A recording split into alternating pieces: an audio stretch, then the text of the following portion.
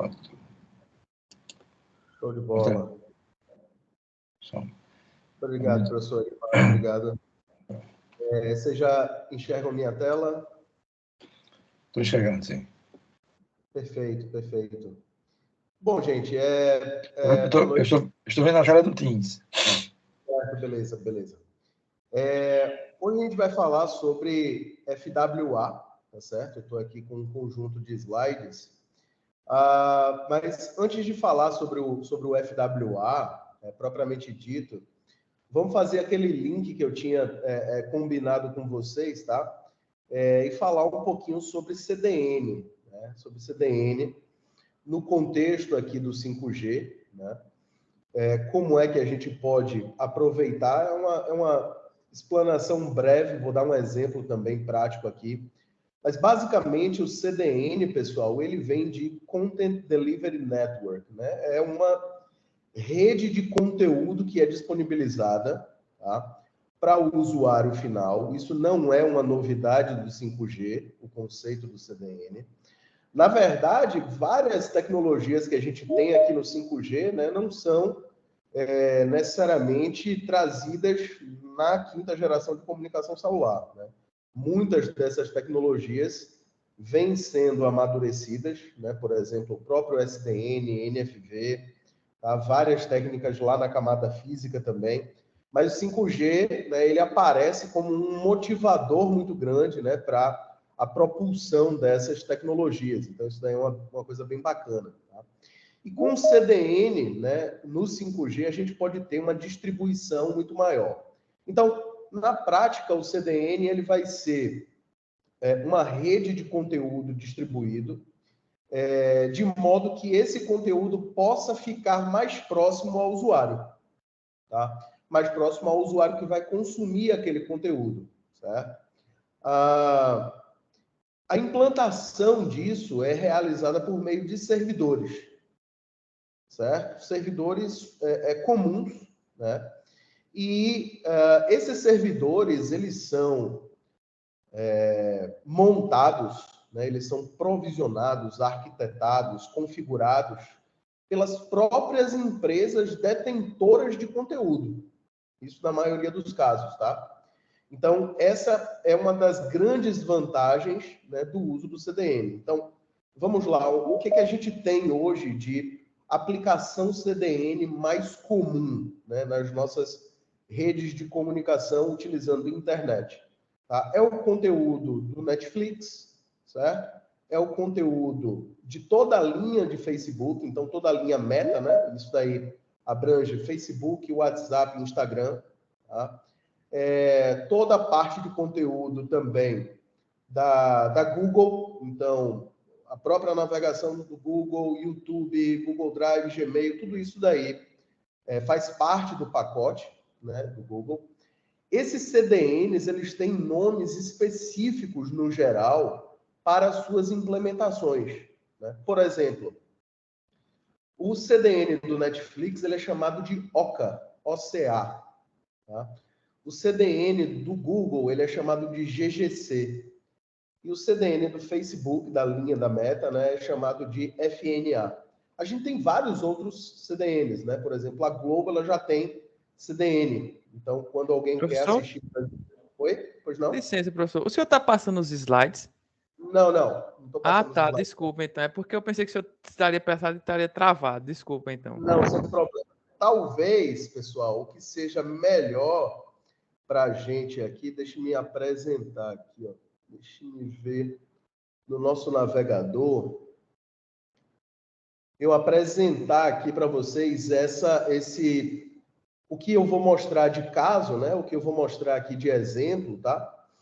Que é esse contexto do Netflix. Então, no Netflix, como eu vinha dizendo para vocês, né, a gente tem o OCA, tá? Lá no Facebook é o FNA, né? E no Google é o GGC, tá certo? No Google é o GGC. Aqui no Facebook, aqui no Netflix, desculpa, vocês podem, né, ao fazer um acesso, eu estou aqui na minha conta do Netflix, normal, tá? Tem um aplicativo que a gente usa muito no mundo de redes, né, que é um plugin, na verdade, chamado de IPv4, tá? IPv4.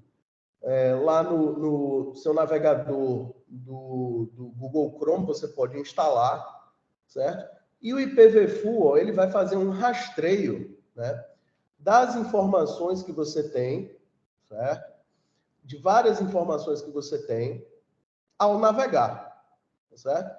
Então, por exemplo, quando eu coloco aqui, ou quando eu vou passando, tá? Quando eu vou navegando aqui na página, ele vai me mostrando vários destinos acessados.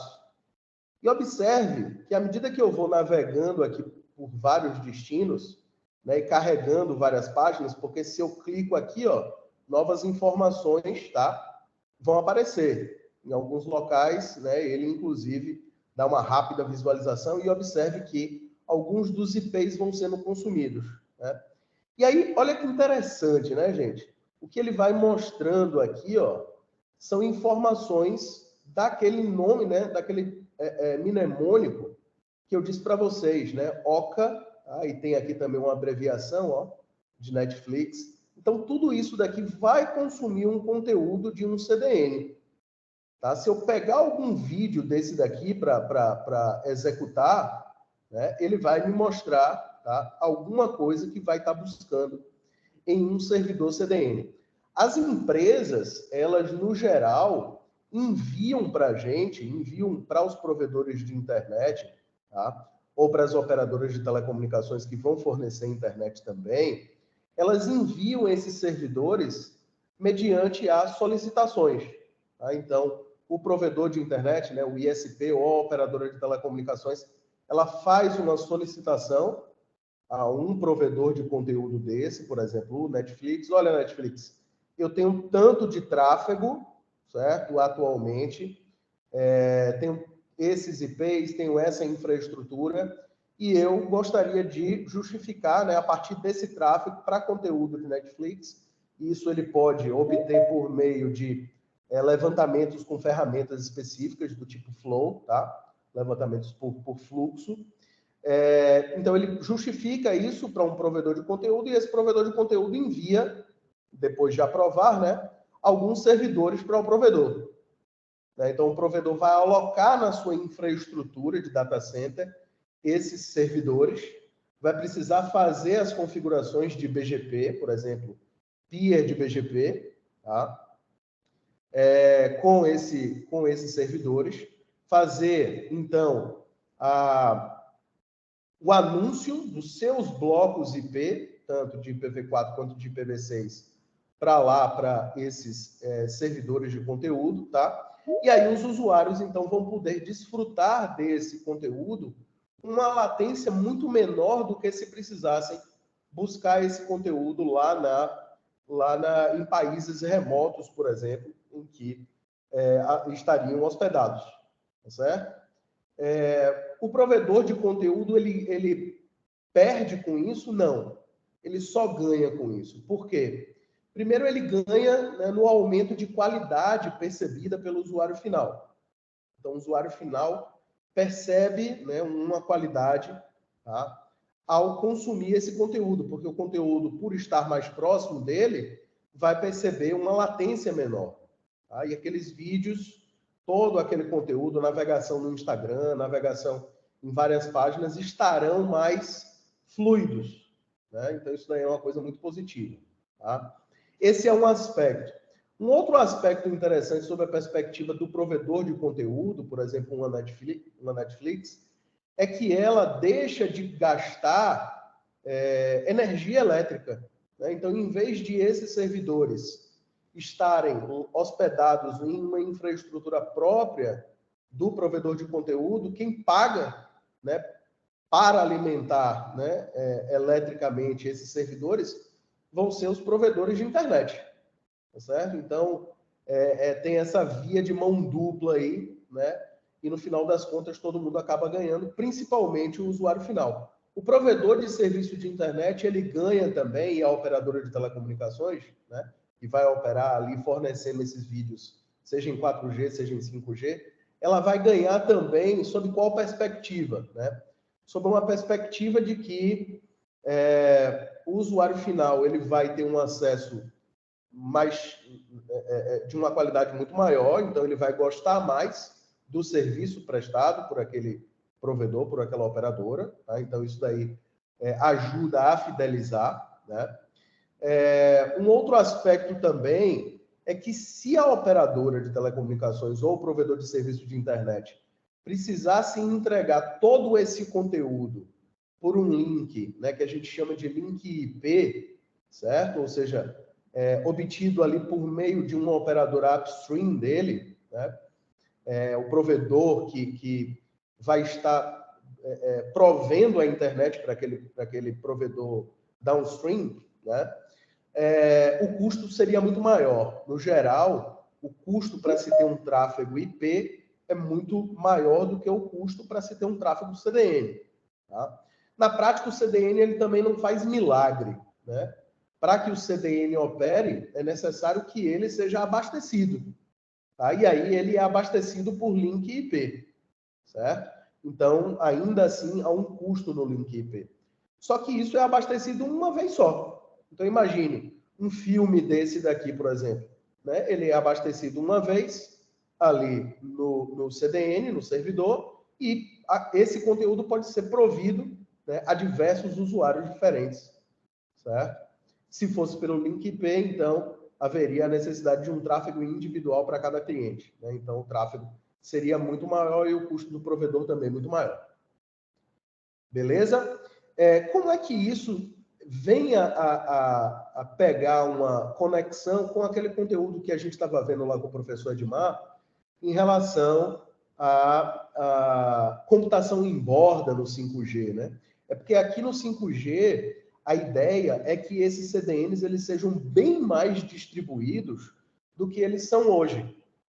Hoje a gente tem a alocação desses CDNs, por exemplo, em regiões específicas, né, em data centers específicos, né, que são data centers bem centralizados mesmo, nos provedores ou nas operadoras de telecomunicações. A tendência com o 5G, pelo fato de a gente ter uma pulverização de data centers, né, como já foi comentado aí no curso, e vários data centers de menor porte, ainda que de menor porte, mais próximos aos usuários finais, mais próximos à borda, vários desses CDNs também vão ficar mais próximos das nossas residências, dos nossos escritórios, tá certo? Então, ponto aí para a interação do CDN distribuído no 5G com computação na borda. Beleza? E aí, gostaram um pouco gostaram do que eu falei sobre a parte de CDN? Alguma dúvida? Alguém já tem? Eu acho que algum de vocês já tinha mencionado, né? Alguma experiência com CDN. Não sei se quer falar alguma coisa. Professor Portela, boa noite. Pois não. Como é que fica a unicidade desses conteúdos? Se eles são distribuídos, o que é que garante que esse conteúdo é igual em cada CDN desse? Tá, boa pergunta. Isso daí é uma questão principalmente da camada de aplicação. Como é seu nome? É Carlos. Carlos. Isso daí é uma questão, Carlos, basicamente da camada de aplicação. Então, a camada de aplicação ela vai precisar, né, ter um conjunto de controles, né, sobre como esses conteúdos estão sendo distribuídos. Tá certo? Flags de início, de fim, localizadores. Não é simples, né? Tem um arcabouço muito grande, né, por trás disso, envolvendo a camada de aplicação principalmente. Tá? O que eu posso te dizer ainda sobre esse gerenciamento da camada de aplicação é sobre o teor, né, de conteúdo que cada provedor de conteúdo tem. Por exemplo, o Netflix ele é um dos CDNs que mais vale a pena, né, de se ter em um provedor de internet ou numa operadora de telecomunicações. Porque o conteúdo ele é muito estático. Né? Então, é possível, né, a gente faz a configuração de um CDN desse, um OCA desse tipo, para que ele tenha uma operação que a gente chama de carga de conteúdo. Tá? A gente programa para que isso aconteça na madrugada, né? Então vai ter ali, sei lá, 8 horas, 6 horas, né, rodando durante a madrugada. Tá? E durante esse período, o servidor ele recebe os vários vídeos, as várias séries. Tá certo? E durante o restante do dia não há carga. Ele não recebe nada, ele só faz a entrega, né? A entrega do conteúdo para os usuários. Então, durante todo o dia, a operadora ou o provedor de serviço de internet não vai pagar um centavo, né? Do ponto de vista de link, vai pagar de energia elétrica, lógico, né? E toda a infraestrutura que ela precisa para manter, tá? Ar-condicionado, enfim, um monte de coisa. Mas do ponto de vista de link, não. Ela vai fornecer isso, prover esse conteúdo aos usuários finais. Isso não é verdade quando a gente compara com outros tipos de conteúdo, como da linha Meta, né, que é o CDN do FNA, e da linha GGC, que é o CDN do Google, tá, do pacote Google. No FNA e no GGC, há uma necessidade de carga constante, tá certo? Então, durante todo o dia é necessário haver carga, porque o conteúdo, tá, de GGC e de FNA são conteúdos muito dinâmicos. Toda hora tem gente subindo vídeo, né, para o Google ou para o FNA, e aí tem o WhatsApp. Então, por exemplo, quando você está falando ali no WhatsApp, né, parte desse conteúdo é trocado via CDN, tá certo? Então, mesmo tendo o CDN, nem tudo, né, consegue passar pelo CDN, também tem isso. Tem parte do conteúdo, né, que ainda não foi, entre aspas, cacheado, tá? E que vai passar via link IP. Tá certo? Respondi sua pergunta. Agora, isso daí que eu falei foi do ponto de vista de camada de aplicação. Do ponto de vista de camada de rede, e também pegando um pouco de camada de aplicação, porque o BGP roda na camada 7, roda na camada de aplicação, o que faz a conectividade do CDN, né, com a internet é o protocolo BGP, é o protocolo que roda na internet. Então, anúncios precisam ser necessários, tá? Toda a parte de filtragem, toda a parte de permissão, tudo isso daí vai acontecer. Tá certo? Perfeito, obrigado. De nada. Mais algum comentário, pessoal? Mais alguma dúvida? Posso passar aqui para o nosso FWA. Se tiverem algum comentário, podem falar, ou aqui comigo ou no chat, tá certo? Em especial sobre essa parte de CDN, né? Tem bastante coisa interessante, então, ou agora ou durante a aula, podem falar. Quem sabe a gente não linke alguma coisa aqui com conteúdo de FWA também, em relação a CDN, tá? Eu vou colocar aqui no modo de apresentação.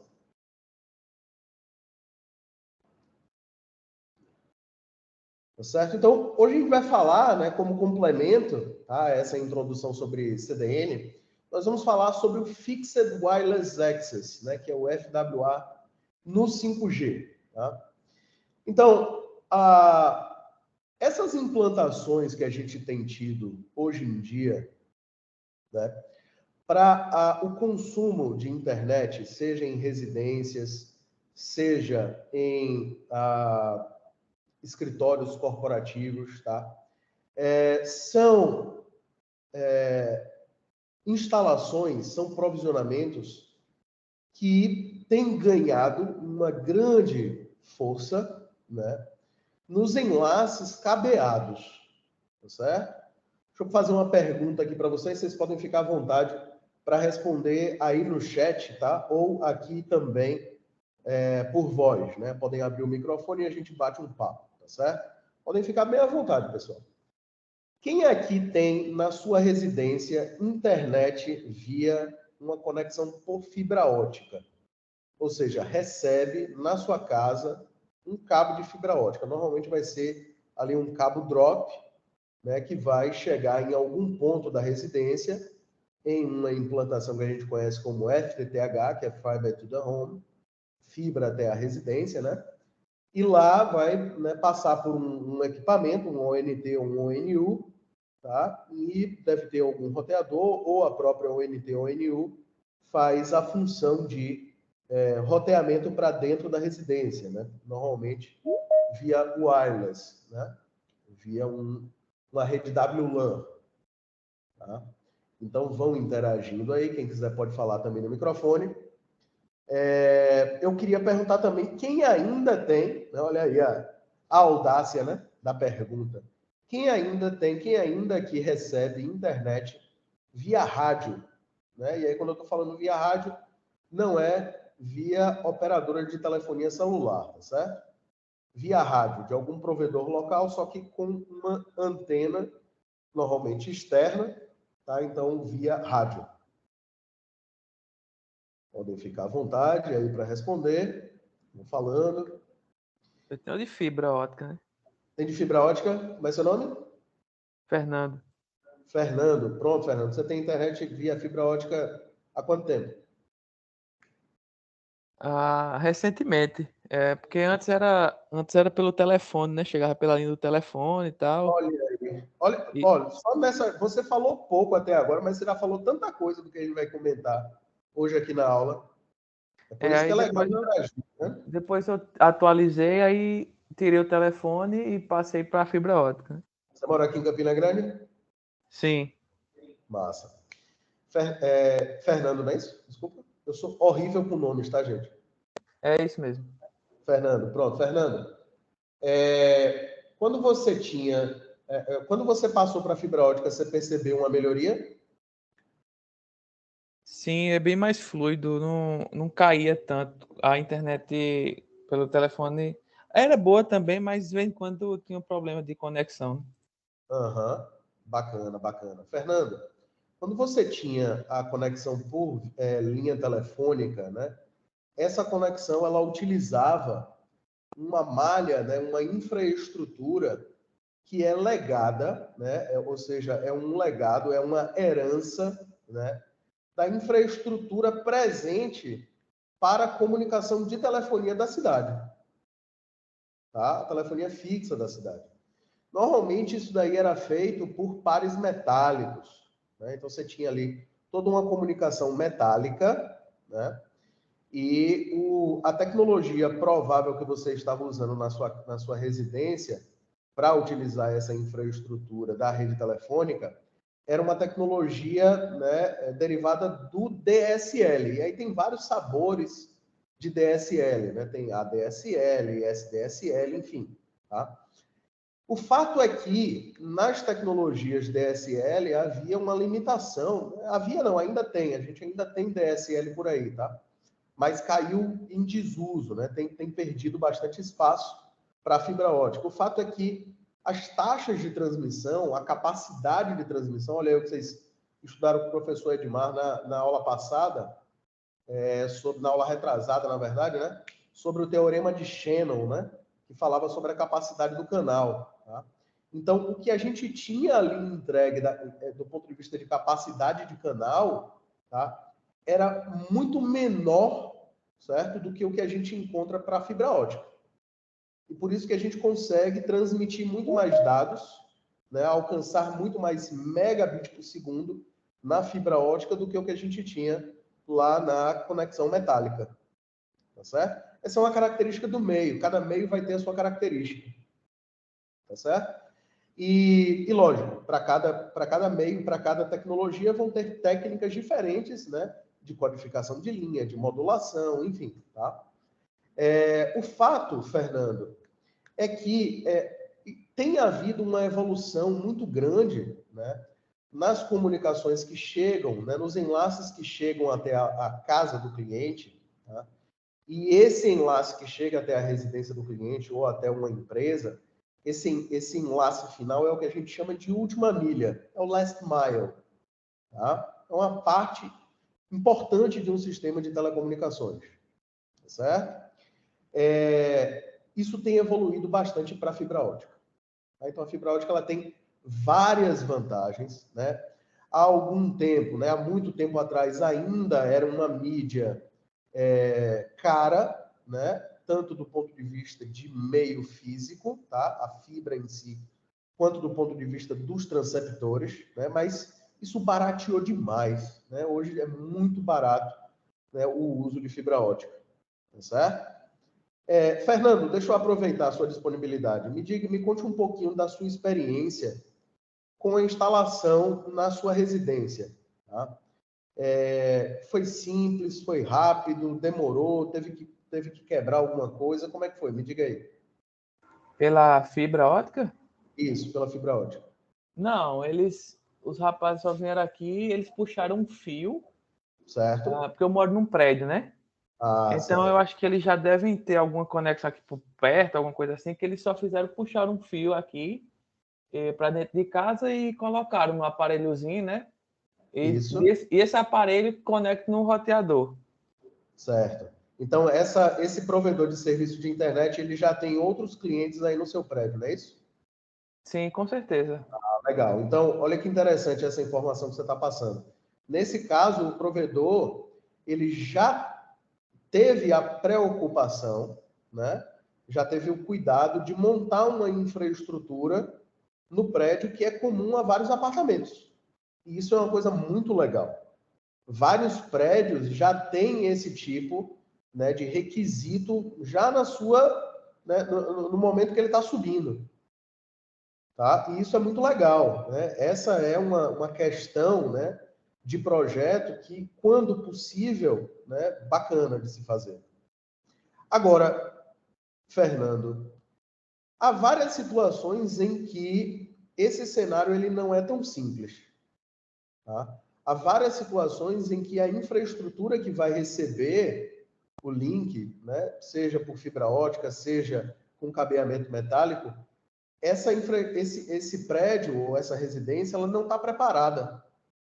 Tá? Eu acho que eu sou meio que exceção, né? Porque sempre quando eu pergunto isso, né, sempre que eu tenho perguntado, a não ser, eu acho que é a primeira vez que eu perguntei, né, que foi um dos ciclos da gente aqui, teve uma pessoa que, né, mencionou que foi necessário ter uma quebradeira, passar, o duto estava né, estrangulado, né, e foi bem dificultoso, né? Mas todas as implantações que eu precisei fazer, né, em locais diferentes que eu morei, sempre foi um tormento, né, chegar algum tipo de cabo ali, né, para fazer minha conexão, tá? Ora precisou passar por baixo de telha, né, fazer furo em laje. Teve um momento em um outro local que eu morei precisou furar uma parte de uma porta por baixo. Enfim, são as gambiarras que o pessoal vai fazendo, né, para conseguir entregar a internet. Por que eu estou falando tudo isso, né? Essa introdução e mais uma vez agradeço aí a atenção do Fernando. Eu estou querendo evidenciar para vocês que apesar de a gente ter, hoje em dia, uma infraestrutura de entrega de internet, né, de serviços de comunicações de maneira geral, ao cliente final, de maneira cabeada, né, e isso de maneira muito popularizada, tá, nem sempre é fácil, né, realizar essa implantação. Tá? É isso que ele diz aqui nesse slide. Ó, tá?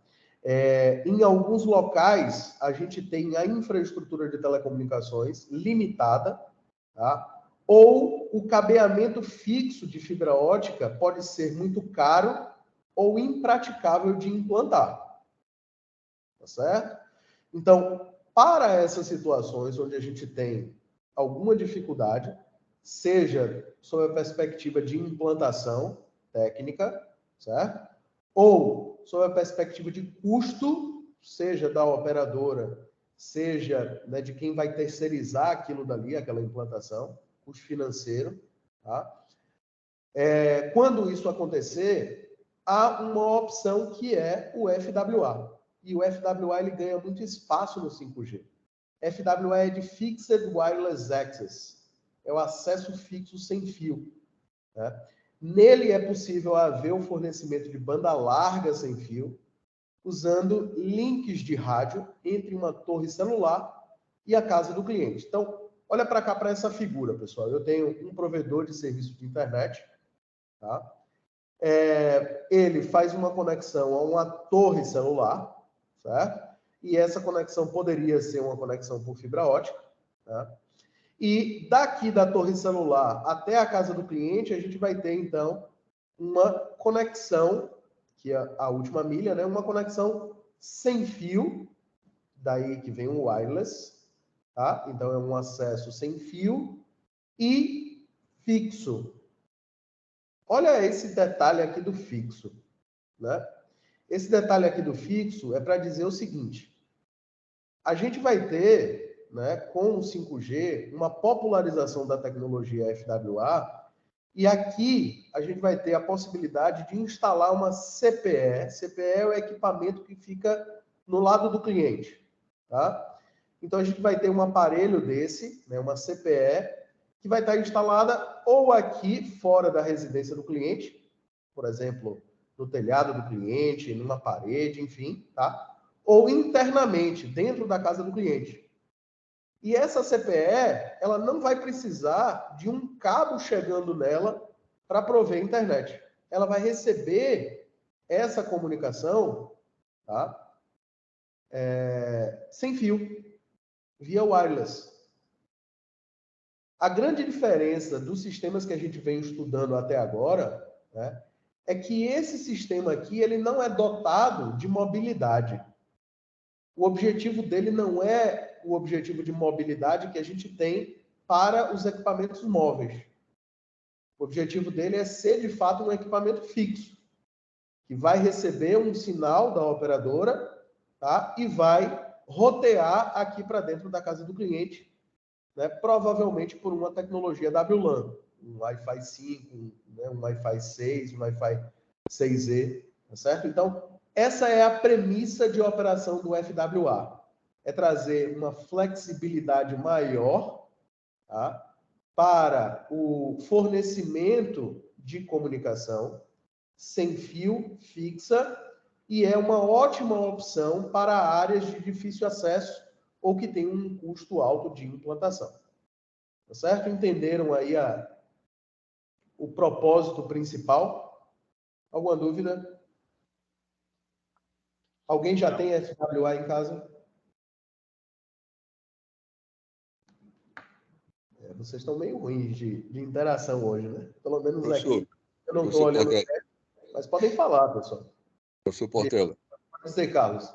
essa maneira wireless de comunicação, eu acredito que ela seja bem mais estável do que como era antigamente, né? A internet via rádio, né? Pronto, excelente. É uma excelente pergunta. Sim. Tá? O que a gente tem de diferença desse sistema aqui, Carlos, para os sistemas de comunicação sem fio que eram implementados pelos próprios provedores de internet? Normalmente, essas implementações, elas eram implementações do tipo quase que de melhor esforço. Ó, vou colocar aqui, boto uma antena de um lado, uma antena do outro e pronto. Tomara que pegue, faz um alinhamento, né? Aquele alinhamento sem o mínimo de planejamento possível, tipo, tem um de um lado, tem um do outro, né? Vê aí se conecta, vê aí se pinga, vê aí a potência e pronto. Né? Então, Choveu, caiu, né? Choveu, caiu, então, sem as proteções adequadas, né? Claro, há sistemas e sistemas. Então, quando você coloca isso para um rádio digital, já melhora bastante, né? Mas, na prática, esses sistemas de antigamente, né, de uns 10 anos atrás, mais ou menos, tá? Eles eram sistemas muito, muito precários. Né? Eles eram sistemas muito precários. Eram sistemas que constantemente sofriam interferências. O padrão de interferência entre esses sistemas era muito grande, porque não havia um planejamento adequado. Você vê uma operadora de telecomunicações, ela tem setores grandes só para o planejamento celular, só para o planejamento de interferência. E elas fazem esse mapeamento, inclusive antes de implantar. Claro, pode haver problemas, pode, até porque os cenários, seja urbanos, seja suburbanos, seja rurais, eles mudam, né? Prédios sobem, né? Vegetações sobem, né? Você tem várias mudanças, né, no domínio do tempo que trazem essa alteração também no padrão de radiação de interferência. Mas isso é acompanhado por uma operadora grande, né, uma operadora de comunicação celular. Tá? E, no geral, por provedores menores, esses enlaces de rádio, eles não têm um acompanhamento, eles não tinham um acompanhamento tão eficaz. Muito do que a gente tinha era algo reativo. Né? Não está funcionando, legal, tá muito lento, né? Aí a pessoa ia e alterava o canal de comunicação, por exemplo. Tá? Eu já peguei várias situações dessas em alguns provedores, tá? E hoje em dia o que é mais comum é o atendimento nesse tipo de rádio, Carlos, ainda em regiões rurais. Então você imagine, né? Por que isso é muito comum ainda, né? Aqui na região da Paraíba, aqui perto de Campina Grande, a gente tem isso de maneira muito popularmente chamado de sítio. Né? Então você tem um sítio que recebe um enlace de rádio.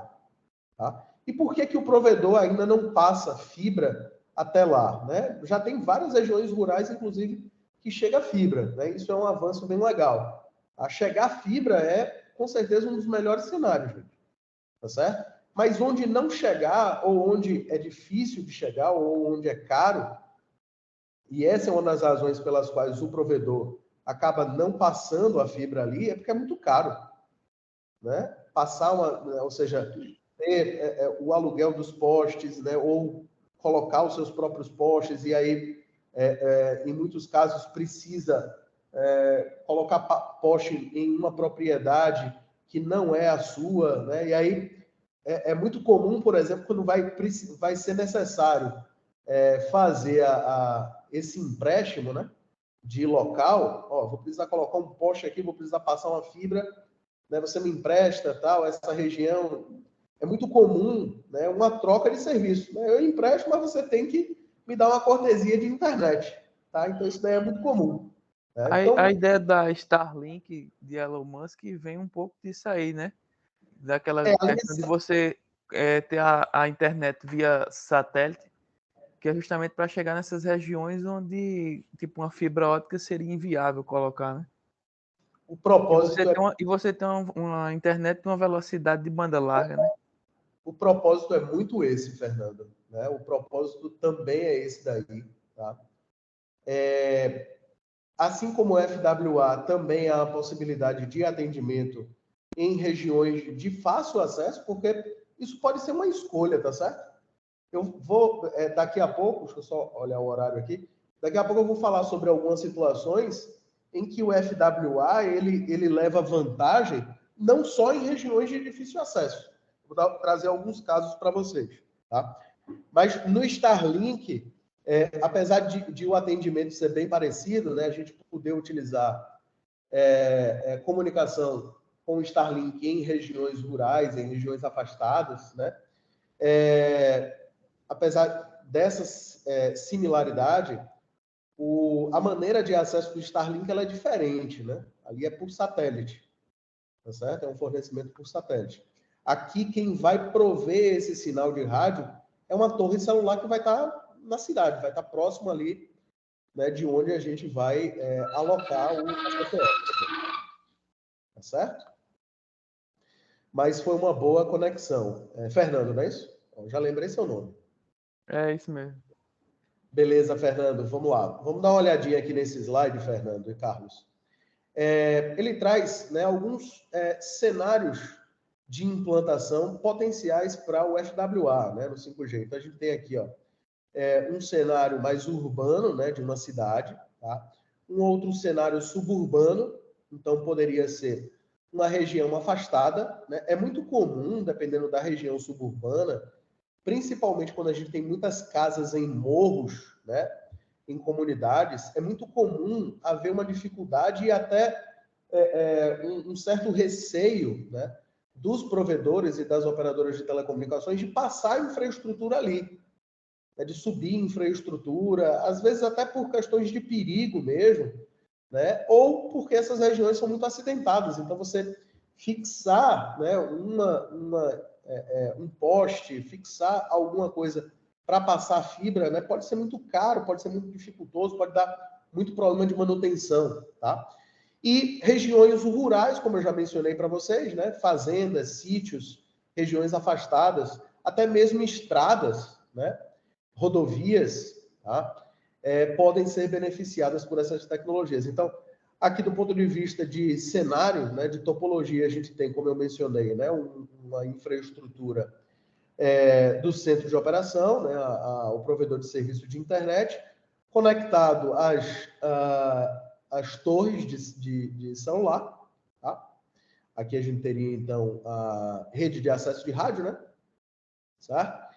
Essas torres, elas podem atender tanto na tecnologia FWA, para esses usuários finais, como também para os usuários móveis aqui. Tá? Isso daí é uma grande vantagem. Né? Então, esse sinal ele é irradiado. Quem está aqui, ó, em uma determinada residência, em um determinado escritório, vai receber aquele sinal de internet sem fio. E gozando, né, de todos os benefícios que a gente vem estudando aqui, né, pela tecnologia 5G. Então, você imagine, né, ter toda aquela taxa de transmissão chegando na sua residência, tá, em um link sem fio. Tá? Em um link sem fio. Não é bacana? Com uma latência baixíssima. Com a possibilidade de você conectar um monte de dispositivo de internet das coisas na sua residência. Com a possibilidade de você solicitar à operadora, né, fazer o provisionamento, a alocação de uma fatia de rede, dizendo que quer recursos específicos durante um determinado período de tempo. Tá? Então, com o 5G, o FWA vai ter essa propulsão também. Tá? O FWA ele traz também características de redução de custos de implantação e de custos operacionais. Tá? Então, só a perspectiva de custo de implantação, né, que é o que a gente chama de CAPEX ou CAPEX, quando a gente vai fazer uma implantação de última milha em fibra ótica, tá, é necessário um monte de subsistemas, vários subsistemas, para que esse sinal, a luz, né, fibra ótica transporta luz, tá? É necessário que essa fibra ótica saia da infraestrutura da operadora de telecomunicações ou do provedor. Então, vai ter uma terminação ali em uma OLT. Tá? Isso vai precisar passar, né, por meio de fibra ótica por uma rede de distribuição ótica. E aí tem várias caixas de terminação ótica que a gente vê nos postes. Né? Várias caixas de emenda. Caixa de emenda é aquela parte preta que a gente vê também ali próximo a um poste, né? Que parece uma bazuca. Tá? Depois eu posso mostrar uma foto para vocês. Então, dentro de cada um desses sistemas é necessário fazer também o condicionamento da fibra. Isso vai precisar passar por vários divisores de potência ótica, que são os splitters. Né? Aí chega lá na residência do cliente, tem que, né, colocar conector, tem a possibilidade disso não ficar feito de maneira adequada e tem uma atenuação significativa que prejudique, né, a recuperação do sinal. Tá? Ou alguém que está limpando ali pode bater na fibra, quebrar a fibra ou quebrar o conector, tá? Danificar, enfim. Então, esses são aspectos de instalação, né, que trazem uma dificuldade na operação do dia a dia, tá, desse provedor e dessa operadora. Tá certo? E há um custo incorrido nisso tudo, pessoal. Não achem que esse custo ele não é repassado para o plano de internet do cliente. Tudo isso daí vai ter um custo. Se o cliente quiser uma CPE, né, porque o que a operadora entrega para o cliente, mesmo com fibra ótica, o equipamento também é chamado de CPE. Então, se o cliente quiser uma CPE de um melhor desempenho, ele vai ter que pagar mais por isso. Tá certo? Olha, eu preciso de uma sensibilidade, né, maior, eu preciso, né, ter aqui um equipamento melhorado, então ele vai precisar pagar mais por isso. Tá certo? Esses são os custos de implantação. Agora, os custos de operação, aí nem se fala. Né? Os custos de manutenção, foi o Carlos que falou sobre isso no nosso último encontro, né, Carlos? Sobre aquela questão de vandalismo com fibra ótica, né? Pois sim. Então, é bastante comum, Carlos, a gente encontrar, né, em qual cidade for, pessoas que cortam, né, fibra ótica, tá? Trechos de fibra ótica, corta de um lado, corta do outro, e aí pegam essa fibra ótica e vendem em um mercado paralelo. Acreditem, tem quem compre. Tá? Então, quando isso daí acontece, né, você pode ter um usuário caindo. A conexão de um usuário vai cair. Mas você pode ter a conexão de centenas de usuários. Você pode ter o dano para a conexão de milhares de usuários. Tá certo? Então, isso é um problema. Isso é um problemão. E há situações em que a identificação desse rompimento não é rápida, tá? Leva um tempo. Há situações em que, mesmo quando é identificado, não há equipe disponível para fazer esse reparo. Ou, às vezes, há equipe, mas não há equipamento, porque você vai precisar ir até o local identificado do rompimento, né? Você vai precisar de trecho de sobra, né, de folga ali, tá? De fibra, e você vai precisar fazer a fusão. Vai precisar fazer fusões de fibra ótica. Você tem que ter uma máquina de fusão. E isso é caro, né? Ter um equipamento desse é caro. Aí normalmente é uma correria, né? Fulano, aí vai um provedor ligando para o outro, me empreste sua máquina de fusão aí e tal, aí vai, enfim. No final das contas dá certo, mas quantos clientes são perdidos por conta disso? Vários clientes, porque naquele momento do rompimento, alguém podia estar fazendo, né, uma reunião online, vendendo algum produto, fechando algum negócio, assistindo uma série no Netflix, ó o link aí com o CDN, né? Assistindo uma série Netflix, né, com o intermédio de um CDN Oca. Tá? Então, ter rompimentos traz, né, transtornos para o usuário final, para a operadora, traz transtornos de maneira geral. Tem gente que faz esse corte, não é nem para roubar. Tem gente que faz só por vandalismo mesmo, ou para prejudicar o provedor vizinho, o provedor concorrente. E tem também as situações que são acidentais, né? O caminhão ele pode passar, né, em uma determinada região, a fibra está ali no caminho e bateu, rompeu. Tá? E aí cai muita gente da cidade. Pode ter certeza. Oi? Eu vou reiterar o que o senhor falou. Eu trabalho com internet aqui na cidade de Buqueirão, a cidade vizinha aqui de Campina Grande. Certo? Como é seu nome? Julian. Julian. Pronto, você tinha comentado sobre isso. A gente pegou uma situação inusitada uma vez, no caminho entre Caturité e Buqueirão aqui, um caçador deu um tiro com a carabina. Eu acho que o passarinho devia estar na fibra, ele deu o tiro pegou na fibra, não rompeu o cabo, não caiu o cabo. Porém, ele danificou a fibra. A gente passou quase 24 horas nesse dia para identificar. Botava o TDR, a OTDR mostrava o local que estava o rompimento, só que a gente passava, a fibra estava intacta. A gente teve que baixar, eu acho, quase que uns 3 km de fibra para identificar esse tiro. Olha aí, show de bola, Julião. Obrigado, bicho, pelo compartilhamento, muito bacana. Esse equipamento que o Julião está falando, o OTDR, ele vai ser o equipamento que vai auxiliar na identificação de onde é que houve o rompimento, tá certo, pessoal? Então, vários aparelhos OTDR também são bem caros, né? Ou seja, é claro, para ser um provedor de serviço de internet, para ser uma operadora, é esperado que ela tenha esses equipamentos, né? Mas nem sempre isso daí é possível. Principalmente, né, para os pequenos, né? Então, eles vão começando, vão pedindo emprestado, isso e aquilo. Tá certo? Deixa eu compartilhar aqui com vocês. Eu recebi uma mensagem, eu acredito até que eu possa compartilhar aqui com vocês. O Túlio, que está participando aqui do curso conosco, ele me mandou uma mensagem compartilhando uma dificuldade que ele teve.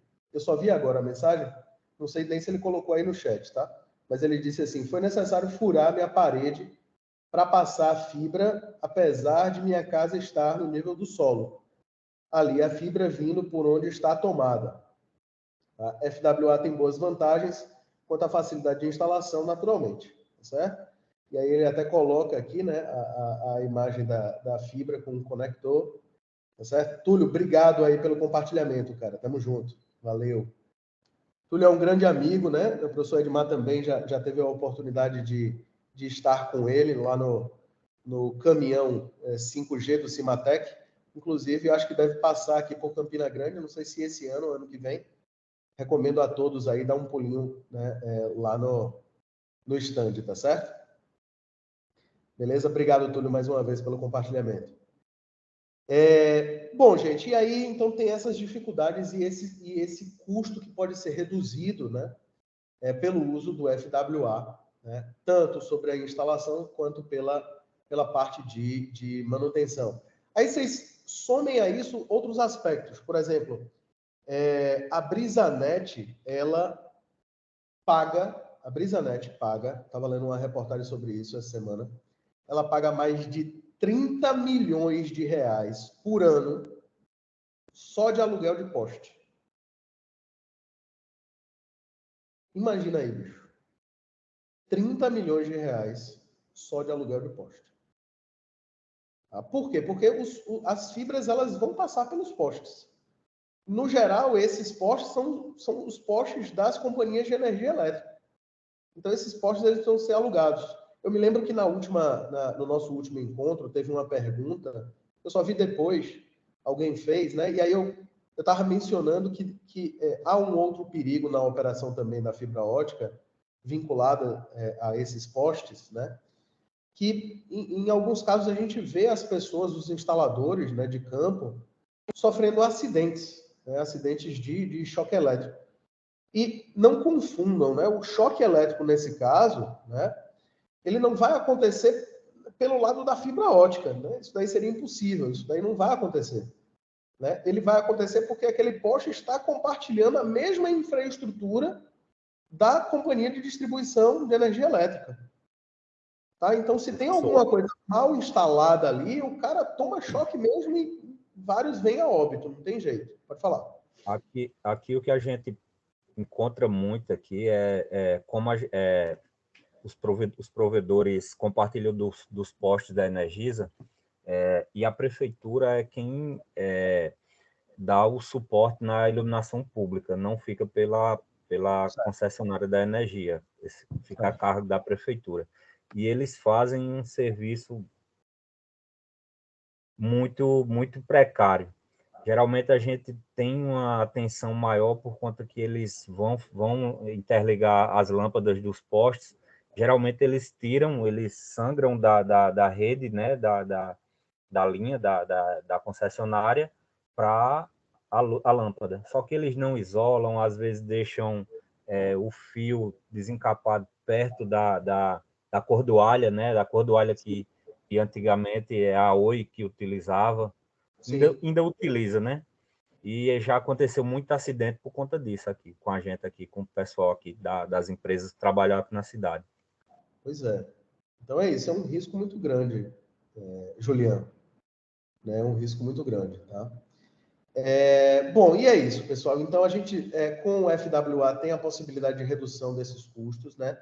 Nesse slide ele mostra essas tecnologias vigentes, né, que são mais comuns, para a implantação do last mile, da última milha, né, FTTH, cabo e derivados de DSL, tá? E com FWA, então, a gente poderia substituir toda essa última milha cabeada, né, por uma comunicação sem fio, tá? Só para contextualizar também, né, com os outros conteúdos que a gente vem tendo aqui no 5G, no FWA, inclusive eu me lembro que o Túlio compartilhou um documentário, não, um artigo, né, bem interessante. Túlio, se você estiver por aí, puder compartilhar também no chat com o pessoal, eu não estou com o link aqui, eu te agradeço, cara. Tá? E aí, né, recomendo a leitura de todos, tá?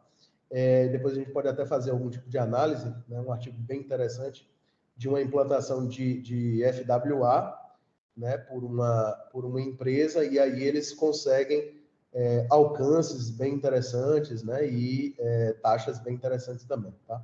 Se o Túlio não estiver por aí e não conseguir encaminhar, depois eu envio para vocês. Beleza?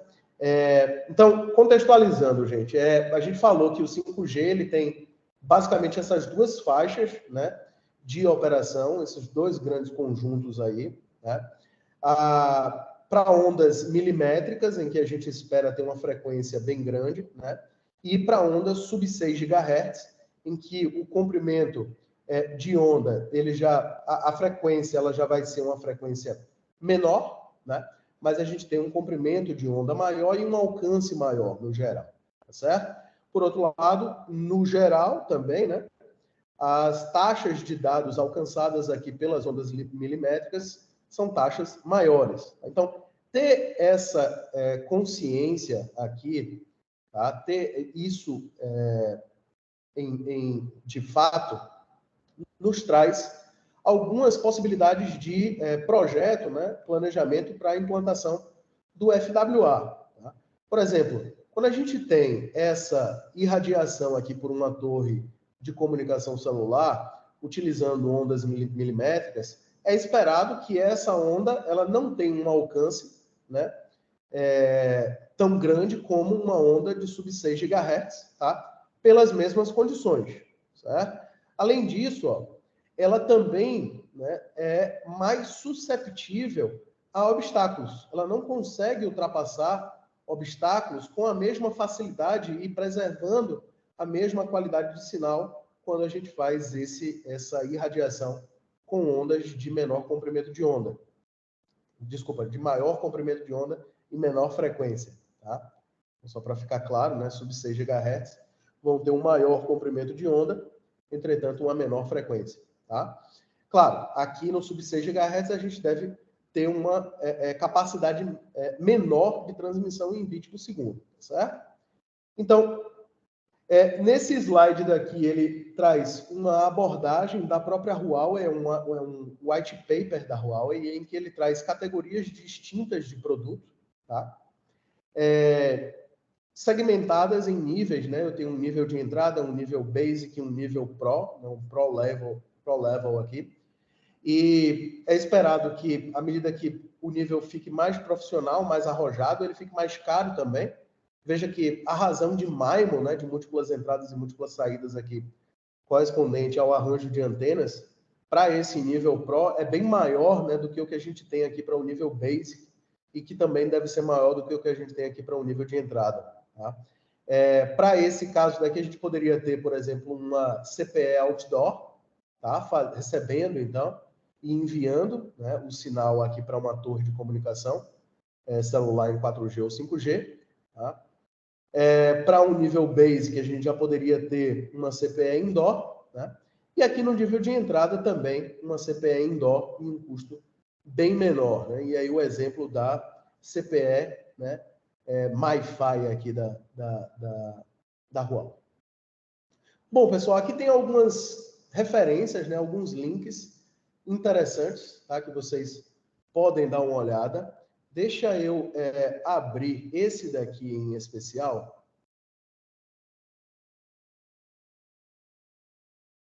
Já libero vocês, tá certo?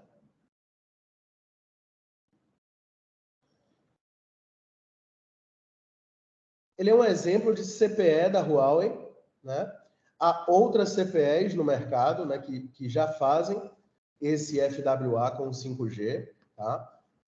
De vendors diferentes, mas no nosso caso aqui da Huawei, essa CPE Pro 2, ela traz algumas características interessantes para eu compartilhar aqui com vocês. Por exemplo, a taxa de downlink, né, na ordem de 3,6 gigabit por segundo, tá? O recurso de super uplink, né, que vai dar um provisionamento bem interessante para o uplink, né, para o sentido de comunicação do terminal móvel para a estação base. Né? Esse uplink geralmente tem várias restrições, principalmente por conta da potência, né?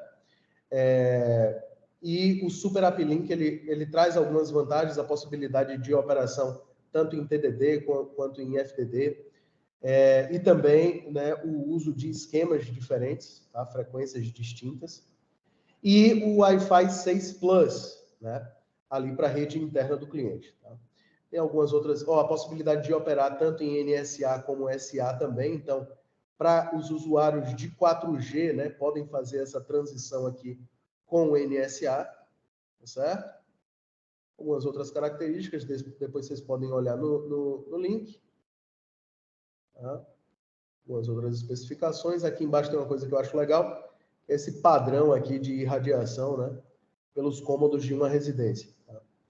E para finalizar, para eu liberar vocês, nessa noite chuvosa de quarta-feira, não sei nem se está chovendo ainda, mas hoje choveu o dia inteiro aqui em Campina Grande.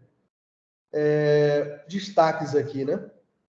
A operação do Wi-Fi, né? A possibilidade de operar tanto em 2,4 GHz como em 5 GHz, tá certo? Os padrões aqui também, ó, de Wi-Fi, tá? E aqui a interface, ó, uma interface SIM card, né, um slot SIM card nano SIM. Então, você vai precisar aqui nessa CPE colocar um nano SIM card, né, para que ele tenha a operação, né, de comunicação ali com a operadora 5G. Tá certo, pessoal? Deixa eu interromper aqui meu compartilhamento.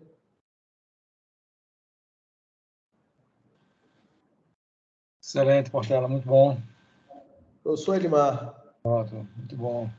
Deu certinho aí? Tudo certo. Vocês têm alguma pergunta, professor Portela? Professor, só queria reforçar tipo, o pedido que eu fiz ao senhor na aula passada, que o professor Portela não estava escutando, para que colocasse os slides da aula passada, principalmente, porque tinha muita informação, aí teve algumas coisas que eu não consegui ver direito, aí eu queria dar uma lida de novo no slide. Bacana. Coloca lá na plataforma. Ali naqueles slides, a minha intenção foi exatamente aquela, tá? Colocar um pouquinho mais de texto para que sirva, né? Como é um material extra, um material oficial da Huawei, então aquilo ali pode servir também de consulta, né? De leitura, para que vocês tenham um aprofundamento naquele caso ali do Small Cells. Tá bom? Obrigado aí, professor. Fernando, nós vamos disponibilizar. Obrigado, professor. Excelente conteúdo. Obrigado, professor. Para a gravação aqui.